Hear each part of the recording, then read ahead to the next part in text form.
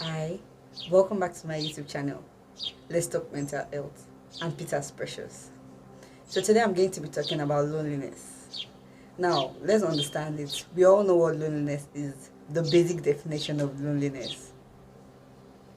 Now, loneliness is a feeling of sadness or the feeling of being alone. That is not having company, not having people around you, not having relationships around you. So now we need to understand that people can feel lonely even in the midst of many people.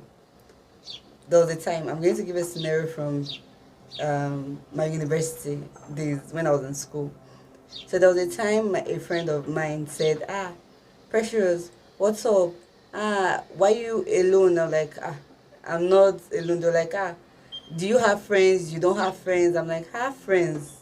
But usually I'm usually alone. Even if people are with me, we work together, but usually I'm alone.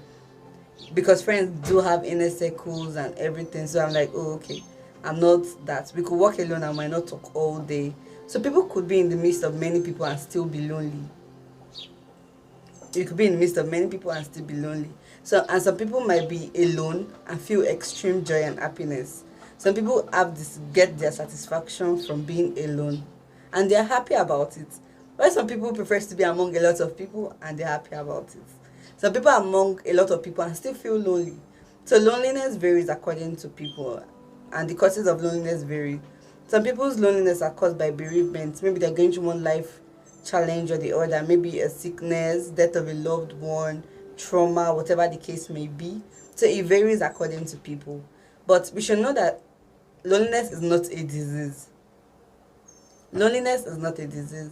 It happens to people once in a while. You tend to feel lonely at some point in time. So now we need to also understand that some likely causes, some people when they are bereaved, they get lonely. Some people when they retire. It's funny because a lot of times you say, they've retired, finally they can rest from all the work and all. But living a work environment to be staying at home is quite difficult and it can result to loneliness. And we should also know that loneliness can also lead to depression, anxiety, social phobia. And we can say social phobia is also social anxiety, inability to establish social relationship with people. You're scared. Some people will tell you that is loneliness mental health. Is it a mental health problem? Now, it's not a mental health problem, but two of them are linked together.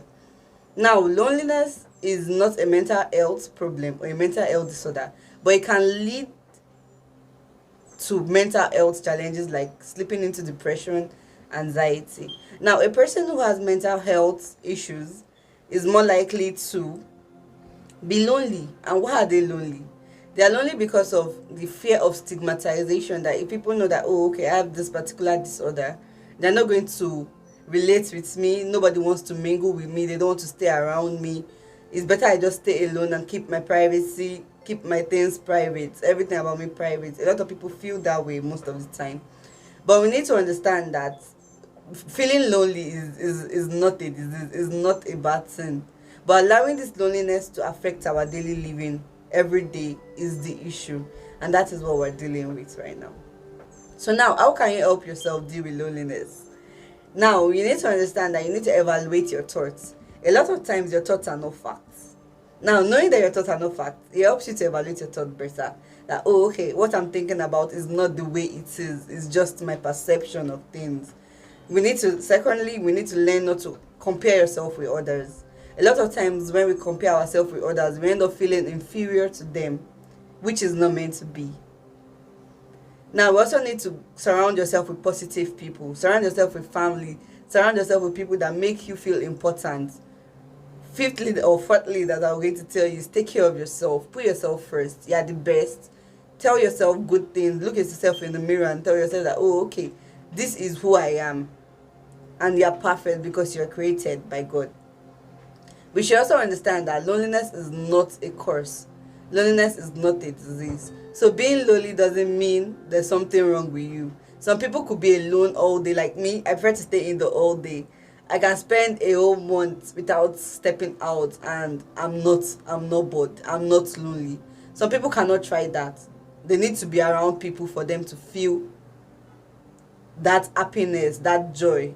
So we need to understand that people's term and description and definition of loneliness differ. So we shouldn't say, oh, okay, people are around you now, you shouldn't be lonely. We shouldn't be saying that. We shouldn't generalize based on ourselves, because we all vary. We're all different individuals with different belief systems and perspectives. Understand that I read in a journal, Harvard graduates School of Education, in their paper, they spoke about American loneliness. Now, in the American loneliness they spoke about, they said 36% of individuals are lonely. Now, 61% of them being youths, young adults, and 51% being pregnant women or women with young children are lonely. And now this now escalated due to the COVID-19 virus pandemic that occurred. We can all believe that during that COVID-19 pandemic, when it was at the peak, during 2019-2020 time, it was very serious and it affected a lot of things. We all knew we couldn't move around. There was lockdown and restrictions to movement and association. A lot of people slipped into depression and couldn't really get out of it during that period.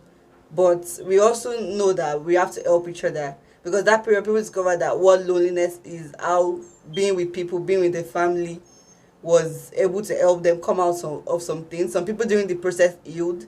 Some people developed more issues and more problems. But we need to understand that loneliness is not against you. Loneliness is not a disease, basically. It's something you have to grow out of. Every individual usually go through one phase of the other where they are lonely or they find themselves lonely. So we should all know that loneliness is not a disease. Put yourself first. Take care of yourself. Evaluate your thoughts, processes.